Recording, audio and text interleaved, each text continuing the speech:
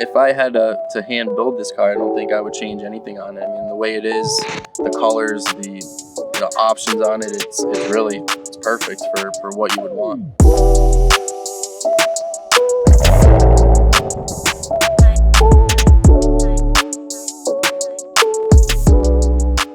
One of our buddies was looking for one, the guy that's in New Jersey, and wanted me on the hunt for one because we would talk pretty frequently. And he said, if you find a ZR1 in a stick, let me know low miles. And I just missed out on the car by a day.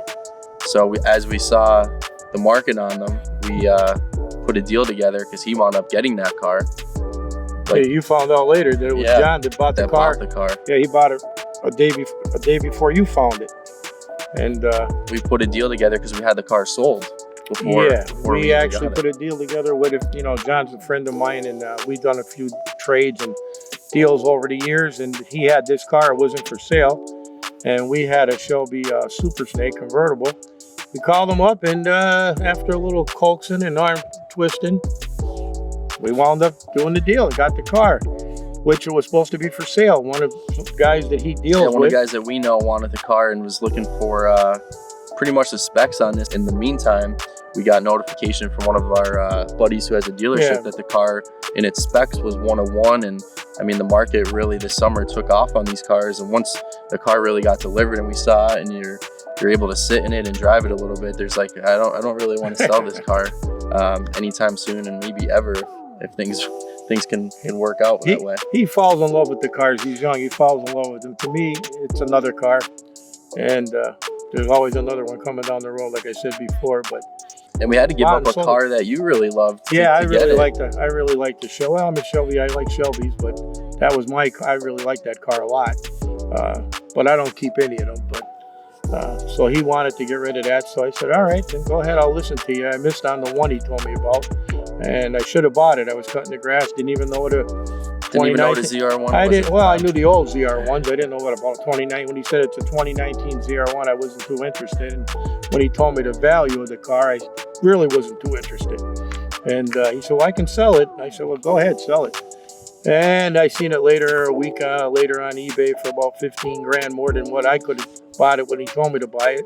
And about that guy sold it in about 2 days. And about another 2 weeks later, it was on eBay, and the guy asked another $15,000 on top of that.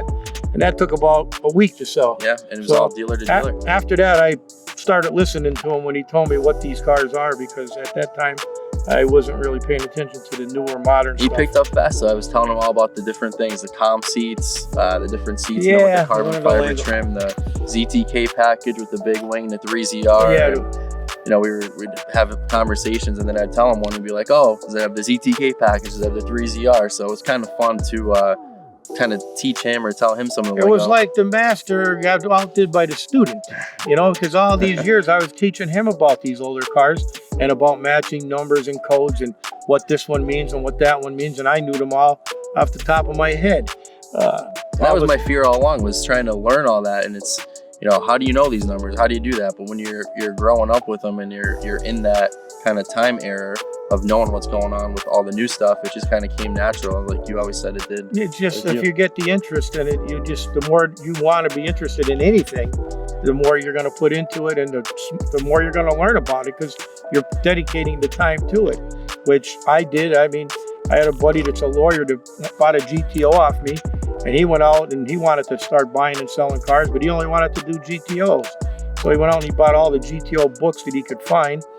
And after a few months, he came back to me and said, I can't even learn the GTOs. There's too many different variances. He said, how could you possibly learn all these different cars? I said, it's a lifetime. You learn when you're 14 to you're 60, and it's a lifetime. So now this is his turn to start learning about all this other modern stuff that I'm just trying to catch up.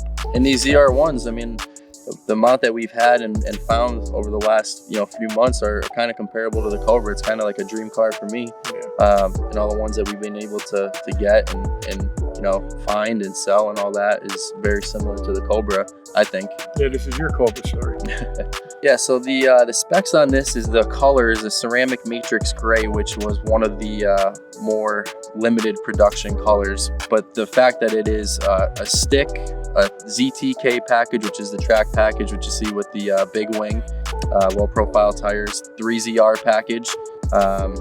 Those components got blue stitching, it's got carbon flash wheels, carbon flash mirrors. So as the breakdown comes, it comes down to an actual one-of-one car, which we had no idea about. So I knew it was rare, but we really didn't know how rare it was, being that the 2019 ZR1s only about 30% had a stick in them. Those were the ones that were really highly sought after, being that it is the last Corvette model to have the stick shift in it, which is funny. I mean, the more you learn about these cars, you see a lot of orange cars, and that was an extra option, another $6,000. Yeah, I think $6,000. But everybody ordered the orange car thinking that was going to be the one They wanted the highest sticker. The highest sticker price, but now there's more orange than anything, so the orange ones don't bring as much as the rarer colors.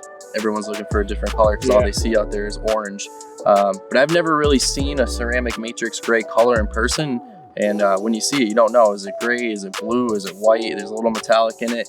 I've never been a fan, and neither have you, of the black wheels, but on this car, the chrome wheels wouldn't really look right. I'm a chrome man. Back in the old days, everything was chrome, and we like our chrome, but you young guys like the black. But yeah, everybody has a car they want, and if you get into cars, hey, it's a good hobby. You know, it's a lot of fun, and not hurting anybody. As long as you respect them, you don't get hurt. It beats going to the bars, I guess.